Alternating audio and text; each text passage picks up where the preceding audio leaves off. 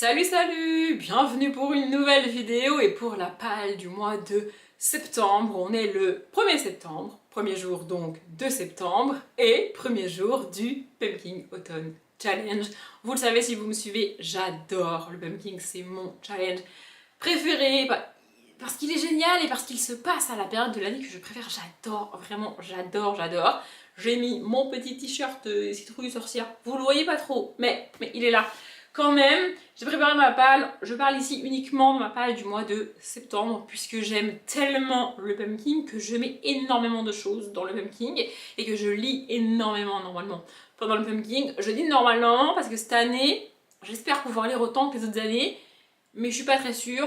Quoi qu'il arrive, je lirai moins que la dernière puisque la dernière, au mois de septembre, je ne travaillais pas. Là, je travaille, mais j'ai espoir de quand même lire beaucoup. Donc, pour chaque pumpkin depuis 3-4 ans maintenant, je dirais, je mets un livre ou un graphique par sous-catégorie et par mois du pumpkin. Le pumpkin durant 3 mois, du 1er septembre au 30 novembre. Donc, c'est un challenge organisé et proposé chaque année par Madame Guimauze. Je vous mettrai évidemment sa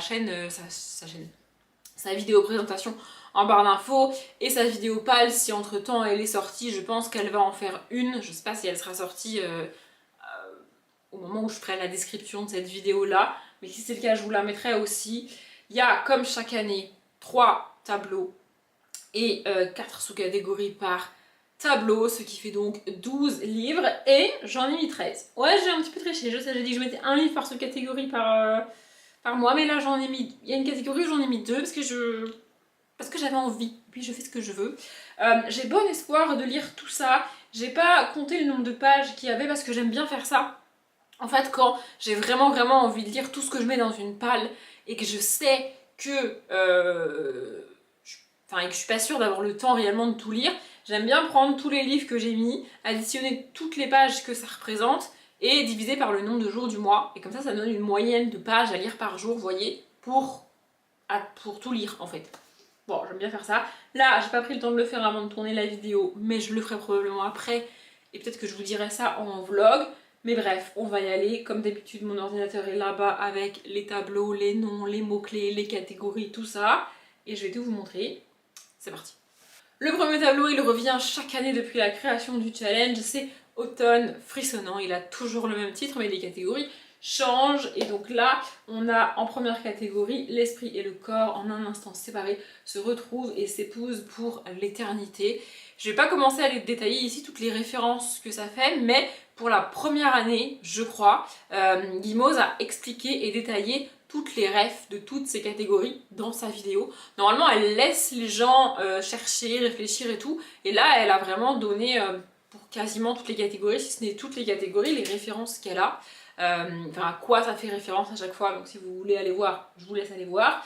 Les mots-clés en tout cas pour cette première catégorie, c'est Halloween, fantôme, possession, exorcisme, insecte et comédie.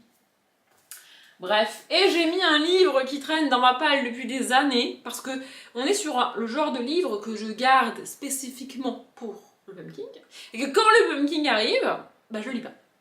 Donc cette année, je l'ai mis dans la première catégorie, je vais le lire. C'est Poussière fantôme de Emmanuelle Chastelière, c'est ça. Voilà, on a le mot-clé fantôme, possession, exorcisme. Possession, exorcisme, je sais pas, mais fantôme en tout cas, on est dedans.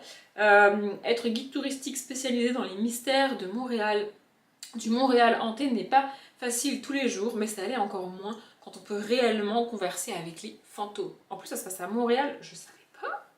Ça a l'air si cool. On est sur un livre assez gros quand même et pas illustré qui fait 331 pages. Mais bon, on reste chez Scrinéo, donc a priori c'est du young adulte, voire jeunesse. Je sais pas trop entre les deux peut-être. Je verrai. Mais il est temps que je lise. Vraiment, il est temps que j'essaye parce que là, ça a l'air cool. Fantôme, enfin la couverture est trop belle en plus. Faut que j'y aille quoi. À un moment donné, let's go quoi. La deuxième sous-catégorie c'est fenêtres cassées, portes ouvertes et les mots-clés c'est horreur, huis clos, piège, peur, suspense, thriller et créature. J'ai un petit peu galéré parce que je voulais pas mettre de thriller. En fait, vous allez le voir, enfin je sais pas si vous allez vous en rendre compte, mais je vous le dis, dans chacun des tableaux, pardon, j'ai mis un livre assez gros, pas illustré, donc là c'est le Emmanuel Chastelier que je viens de vous montrer, j'ai mis une BD et j'ai mis 2 livres jeunesse. Et donc là en fait je pouvais pas mettre de livres très jeunesse et pas mal illustrés avec, et assez courts aussi à chaque fois. Bref, et en fait, du coup là je ne pouvais pas mettre de thriller puisque le gros livre pas illustré c'est le Emmanuel Chastelier. Donc je peux pas mettre de thriller. Du coup je me suis tournée vers les BD et j'ai mis Le Manoir Sheridan, le tome 1, La Porte de GN de La Montagne et Mailly. Voilà, parce que je me suis dit, on va être dans un manoir, donc pour le côté huis clos, on est pas mal. Et puis, peur, suspense, pourquoi pas, parce qu'on est sur une personne qui est en convalescence dans un manoir au Canada, décidément, c'est une thématique, en 1922, et qui... il ne se doute pas alors qu'il a ouvert la porte d'un monde cauchemardesque qu'il lui faudra affronter en passant un dangereux pacte avec le maître des lieux. Je vous ai lu une phrase prise à peu près au hasard dans le résumé, mais qui me semble correspondre pas mal à la thématique de cette catégorie. La BD est magnifique, vraiment, c'est... Voilà. Donc, je me suis dit que ça ferait l'affaire. La troisième catégorie, c'est le crâne qui parle avec les mots-clés gardien, cimetière, squelette, zombie, médiéval, sorcière et alchimie. Et quand j'ai vu ces mots-clés, j'ai dit c'est parfait, j'ai acheté plusieurs livres, il me semble au moins 2 livres jeunesse qui parlent de cimetière. C'est parfait. J'ai choisi ici le moins halloweenesque des deux parce que pour le mois d'octobre, je vais me faire particulièrement une palle Halloween, genre plus. Donc ça parle de cimetière, mais il est moins halloweenesque que l'autre selon moi. Bref, j'ai mis ici 43 rue du Vieux Cimetière, le tome 1, Trépassez votre chemin, de Kate et M. Sarah Cleese, ou Cleese, je ne sais pas. Mais voilà, pour les mots-clés, on a le cimetière, on est bon, c'est sûr. Je sais pas s'il va être question de zombies et tout, j'ai pas l'impression. Il est question d'un auteur de série pour enfants un peu grincheux, un peu bougon, qui va au 43 rue du Vieux Cimetière. On n'est pas vraiment dans un cimetière, mais il y a quand même cimetière dans le titre. Et puis je sais pas quel type de livre il écrit en fait. Peut-être qu'il écrit des livres fantastiques. Je sais pas. En tout cas, il y a cimetière dans le titre. Je me suis dit que ça marchait. Et j'avais envie, j'ai très envie de le lire. Lui, il n'est pas à proprement illustré, mais il est quand même très aéré la mise en page. Vous voyez, c'est pas des... Les pages sont pas remplies de texte, il y a quand même quelques illustrations. Et c'est... ça va se lire vite quoi, c'est sûr. Donc voilà, on est sur combien de pages là? 200, un truc comme ça. Oh, derrière, il y a d'autres livres que j'ai en plus. Donc, je vais vous montrer juste après, c'est assez drôle. Derrière, enfin à la fin sur les pages en présentation, quoi. Enfin bref. Bon, il y a combien de pages là? Ah bah les dernières pages sont pas numérotées. Il fait même pas 200 pages, il fait 160 pages à tout casser, puisque les dernières pages sont pas numérotées, donc ça devrait aller.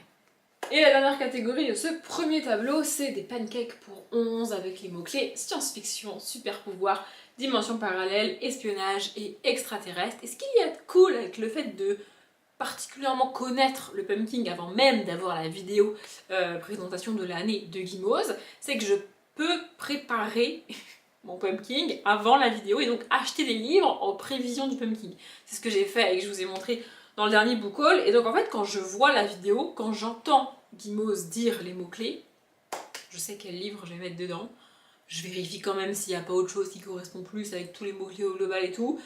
Mais là, j'ai acheté un livre particulièrement pour la catégorie avec le mot-clé science-fiction. Donc je l'ai mis là. C'est Madame Pamplemousse, le tome 2, le café à remonter le temps de Rupert Kingfisher. Voilà, un café à remonter le temps, science-fiction. On est pas mal. Et dimension parallèle, peut-être aussi. Parce que d'ailleurs c'est marqué, il existe à Paris un café au store rayé de verre et d'or. Sur le bar trône un percolateur argenté. Lorsqu'on y introduit des ingrédients spéciaux et parfumés, il en sort un petit café noir qui transporte celui qui le boit dans l'espace-temps. Et si Madeleine, Madame Pamplemousse et Camembert ont recours à cette invention géniale, ce n'est pas pour faire un paisible voyage dans le temps, mais pour aller chercher dans le passé de quoi sauver le monde de la mélancolie. Franchement, dimension parallèle, peut-être espionnage, on est pas mal. En science-fiction, j'aurais pas mieux, faut pas chercher. En science-fiction, j'aurais pas mieux, donc ce sera ça. Le deuxième tableau, c'est pareil, c'est le même qui revient chaque année, en tout cas il a le même titre, donc c'est Automne, douceur de vivre. Et donc les catégories changent à chaque fois, comme toujours. Et la première, c'est Take Care of Cinnamon's Home, ou Cinnamon Homes, je sais pas s'il y a un S. Bref, et donc les mots-clés, c'est automne, tendresse, foyer, famille, singularité, cosy et gourmandise. Gourmandise, c'est un mot-clé qui revient chaque année dans au moins une des catégories de ce tableau-là. Et j'avais acheté un livre spécifiquement pour ce côté gourmandise. Et il se trouve que pour le côté automne, le côté cosy, le foyer, le côté famille, franchement, ça colle pas mal. Et donc c'est aux douceurs enchantées, pardon, le tome 1, Les sablés de métamorphose de Aurélie Guélard, qui est illustré par Maude Béjon. On est ici sur un tout petit livre jeunesse illustré qui va se lire hyper vite et qui a l'air très cool. C'est illustré en couleur, c'est assez chouette. Voilà, je sais pas trop ce que ça donne, on verra bien. Et puis, au pire des cas, ça me plaira pas, mais bon, y a pas de raison. Voilà, ça fait 59 pages.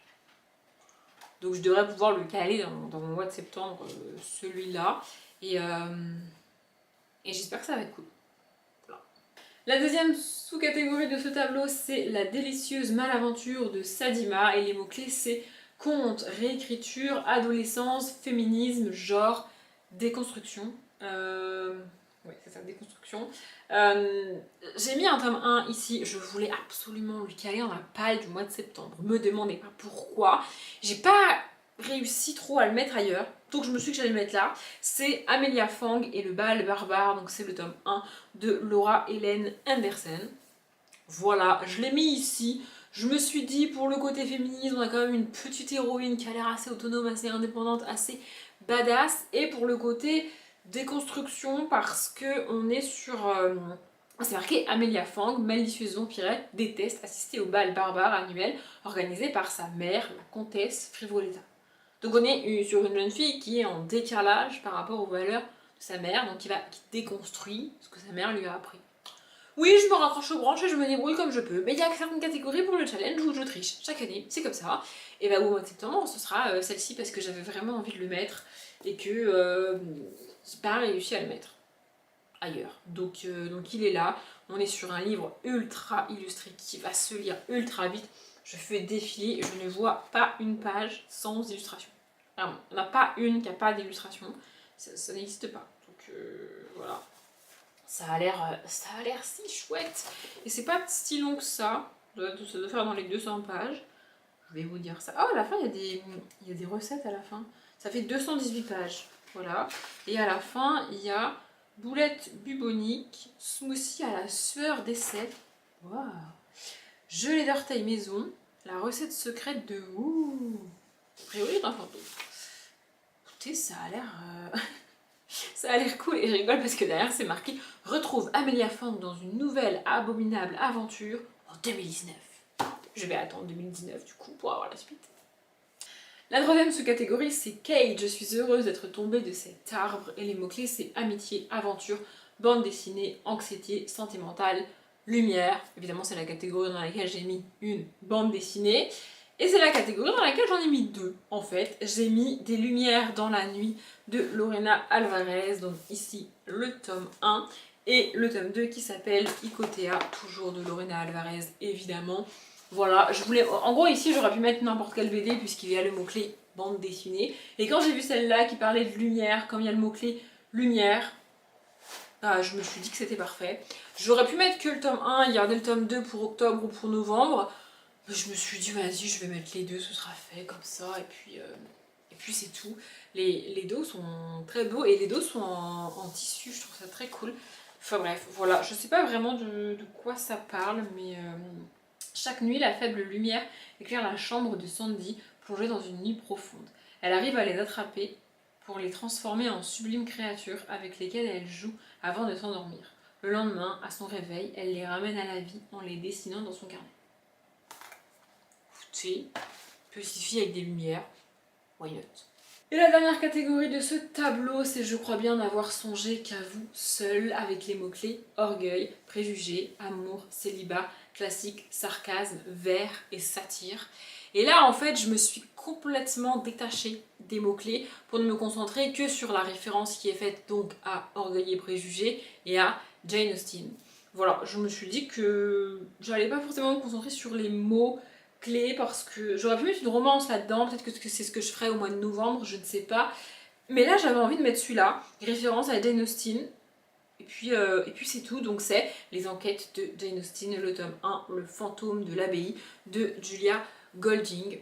Voilà, pour ce qui est des mots-clés, franchement j'en ai aucune idée. Orgueil, préjugé, amour, célibat, classique, oh, je sais pas. Mais on est sur une ref à Jane Austen. Donc j'avais envie de le mettre là. Je me voyais mal le mettre ailleurs alors que cette catégorie est dédiée à Jane Austen. Précisément à Orgueil et préjugé, mais voilà, je me voyais mal le mettre ailleurs. Donc il est là. Et puis il est quand même assez gros malgré tout celui-là. Il fait 375 pages. C'est le plus gros que je vous ai montré jusqu'à présent. Mais ça va changer avec le livre qui vient juste après. Et donc le troisième tableau, c'est le tableau de l'année. En fait, il change chaque année celui-là. C'est vraiment la nouveauté à chaque fois. Guimauve passe du temps à élaborer ce tableau-là précisément, à faire des références. Et c'est vraiment un petit peu une part d'elle-même qu'elle met dans ce tableau-là à chaque fois. Et donc cette année, c'est automne crépusculaire. Et la première catégorie, c'est le règne des phalènes avec les mots-clés âme, vie, mort, messager, magie, transformation, ombre, animal et nocturne. Et là en fait quand j'ai vu ce livre là qui traîne pareil dans ma palle depuis des années et des années, alors lui je l'ai pas spécifiquement gardé pour le pumpkin, j'aurais pu lire à n'importe quand dans l'année, mais il est tellement gros qu'il me fait peur. Mais avec le mot clé âme, je me suis dit c'est un signe. Mets ce bouquin-là dans cette catégorie-là et lis ce bouquin-là en septembre, s'il te plaît, Audrey. Et donc, c'est Les âmes croisées de Pierre Bottero. Voilà. Voilà. Mais après, c'est quand même écrit assez gros dedans. Pierre Bottero fait des chapitres très courts. Donc, ça se lit vite quand même. Voilà. Il y a un chapitre qui fait 3 pages. Et au milieu du chapitre, il y a même une séparation de chapitres. Voyez-vous? Vraiment, les chapitres sont extrêmement courts. Ça n'empêche qu'on est sur un pavé absolument énorme qui fait 424 pages. Voilà, rien de moins. Écoutez. Mais c'est du Pierre Bottero, j'ai déjà lu du Pierre Bottero, j'ai lu La quête des Willan, etc. Et j'ai envie de lire celui-là qui est un one-shot si je dis pas de bêtises. Et puis, il est temps, vraiment il est temps, ça fait des années qu'il est là. Avec le mot-clé âme, je me suis dit, let's go. La catégorie suivante, c'est voyageuse contemplant une mer d'étoiles. Et les mots-clés, c'est romantisme, poésie, lyrisme, mystère, rêve, cauchemar, émotion et vague à l'âme. Et là, j'ai mis une BD avec cauchemar dans le titre. Je sais pas ce qu'il en est pour le reste, parce que c'est quand même des mots-clés que je trouve assez difficiles pour caler quelque chose dedans. Mystère, pourquoi pas, rêve. Les rêves et tout ça, c'est pas des trucs que j'aime lire. Du coup, j'ai un peu galéré. Et quand j'ai vu cette BD avec cauchemar, je me suis dit, let's go. Donc, c'est Au pays des cauchemars de Peggy Neal ou Neal, je ne sais pas. Voilà, il y a cauchemar dans le titre. Je me suis dit, let's go. J'adore la BD. Elle est magnifique. Vraiment, elle est trop belle. Je vous la remonte vraiment bien. Elle est trop belle. Et puis, alors, dedans, c'est... Moi, je trouve ça absolument sublime. Vraiment, c'est magnifique. J'ai trop hâte de la lire. Je sais pas si je me ferai un week-end à 1000. En fait, je sais pas si je pourrais caler un week-end à 1000 au mois de septembre. Si je le fais, j'essaierai de le vlogger. Et c'est sur ce week-end-là que je dirai tous les graphiques que j'ai mis, plus quelques petits livres de ma palle, évidemment. Voilà, si vous voyez popper à un moment donné un vlog week-end à 1000, c'est que j'ai réussi à en caler un. Et sinon, c'est que j'ai pas réussi. Mais c'est pas très grave. Normalement, je devrais pouvoir réussir à lire tout ça sur le mois, même si je fais pas de week-end à 1000. Mais j'ai pas fini de vous montrer le livre, il m'en reste 2. Il reste 2 catégories et 2 livres. Et la catégorie suivante, c'est donc La chute de l'or ailé, avec les mots-clés ange, déchu, éthéré, prophétie, mémoire, roman choral, pleurs, envoûtant, évanescent. Alors on a beaucoup de mots-clés, mais on a des mots-clés très compliqués, genre envoûtant, évanescent, je fais quoi avec ça? Roman choral, sans avoir lu le bouquin, je peux pas savoir s'il est choral ou pas. Je sais pas comment on fait pour savoir s'il est choral ou pas, voilà. Tout ce qui va être ange, etc. J'ai pas de livre qui parle de ça. Donc j'étais un peu en mode de bah, qu'est-ce que je fais avec cette catégorie, je ne sais pas. Et puis, il y a le mot-clé prophétie. Donc j'ai mis le livre La prophétie des runes, le tome 1, La rouelle de feu de Catherine Cuenca. Voilà, je me suis dit qu'on était pas mal, on n'est pas du tout avec des anges, hein, mais on est avec une prophétie. Donc c'est pas mal. Ce livre, quand je l'ai reçu, il ne me tentait pas du tout. Je l'ai eu dans un calendrier de l'Avent, j'avais pas du tout envie de le lire. Mais je l'ai quand même gardé. Et plus je le voyais dans ma palle, plus j'avais envie de le lire. Donc, je vais enfin tenter ce tome 1 de cette saga-là. On est quand même sur un livre assez gros et pas vraiment illustré. Mais je me suis dit, on verra bien, allons-y, let's go. Il fait quand même 197 pages. C'est pas très très long, c'est pas si long que ça va. Mais il n'y a vraiment aucune illustration. Mais c'est un petit format. Vous voyez, donc je me suis dit que ça allait aller. Et puis j'espère que ça va aller. Et enfin, la toute dernière catégorie, c'est le crépuscule des Cides avec les mots-clés elfes, démons, crépuscule, mythologie, légende, petit peuple, fantaisie, nature. C'est la fameuse catégorie avec le petit peuple, les elfes, etc. Dans laquelle je ne sais pas quoi mettre puisque je ne lis pas ce genre d'histoire. C'est pas quelque chose qui me plaît, mais j'avais anticipé et j'avais acheté précisément des livres avec des lutins. Et donc j'ai mis ici Les lutins urbains, le tome 1, L'attaque du Piz Raptor de Renaud Maric. Voilà, j'ai acheté ces... Je dis c'est parce que j'ai aussi acheté le tome 2, mais j'ai acheté ce livre-là spécifiquement pour cette catégorie du pumpkin avec les lutins, le petit peuple, machin, le truc. Voilà, lutins, on est bon. Je vous l'ai montré il n'y a pas très très longtemps en book haul. Et on est sur un petit livre jeunesse de nouveau qui devrait se lire vite et qui fait... Attendez, je galère... fait 126 pages. Voilà. Et on a des illustrations en noir et blanc. J'ai pas l'impression qu'il y en ait beaucoup, mais il y en a quand même quelques-unes. Donc, ouais, toutes les 6-8 pages, je pense, il y a une illustration. Donc, c'est quand même pas si mal, en termes de nombre d'illustrations, je veux dire. Et, oh, j'avais pas vu. Il y a un mot, parce que c'est un livre que j'ai acheté d'occasion. Et en gros, c'est un livre qui a été écrit, qui a été offert par quelqu'un à un enfant, je pense. Et il y a marqué donc pour Malo, plein de nouveaux copains, les formidables lutins urbains. 2016. Écoute, moi je m'appelle pas Malo, mais je vais découvrir ces lutins urbains, donc voilà. J'ai tourné cette vidéo plus rapidement que je le pensais, elle est plus courte que ce que je croyais. Je sais que dans le challenge, on peut mettre des jeux vidéo, des films, des séries, et en fait c'est un challenge culturel au sens large. Il n'y a pas que les romans et les graphiques qui comptent pour les catégories et qu'on peut mettre dans ces catégories-là. Je pense que je prendrai le temps de choisir une série, peut-être mettre une série et un film par catégorie pour les 3 mois. Je pense que je le ferai, soit je vous le dirai en vlog, soit je les présenterai dans la palle du mois d'octobre si je l'ai fait d'ici là. Mais là, j'ai pas pris le temps de le faire avant de tourner la vidéo parce que j'ai quand même un délai assez court pour tourner et monter cette vidéo, moi. Enfin, c'est quand même une semaine, vous me direz. Mais bref, j'ai pas pris le temps de faire ça, de chercher les films, chercher les séries et tout. Et puis, je pense que je vais aussi attendre de voir les vidéos des autres personnes qui vont participer au challenge pour me donner des idées sur les séries, les films, etc. Pour ce qui est jeux vidéo, je ne le ferai pas puisque je ne joue pas. Mais séries et films, je pense que je vais faire. Je vais mettre une partie des séries que j'ai déjà commencé et qu'il faut que je continue, les nouvelles saisons, etc. Et puis peut-être des séries que je vais découvrir. Et puis pareil pour les films. Peut-être que je vais re-regarder des films que j'aime bien et puis en découvrir d'autres. Voilà, je pense que je ferai ça au global sur les 3 mois, une série et un film par catégorie, ça serait déjà pas mal.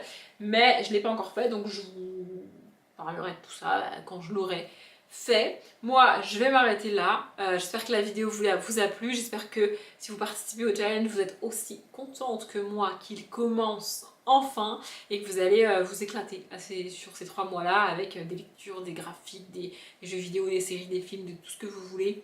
Vraiment, c'est un challenge absolument génial. Bref, je m'arrête là. J'espère que la vidéo vous a plu. Comme d'habitude, je vous souhaite une bonne journée, un bon après-midi, un bon appétit ou une bonne nuit. Et je vous dis à bientôt.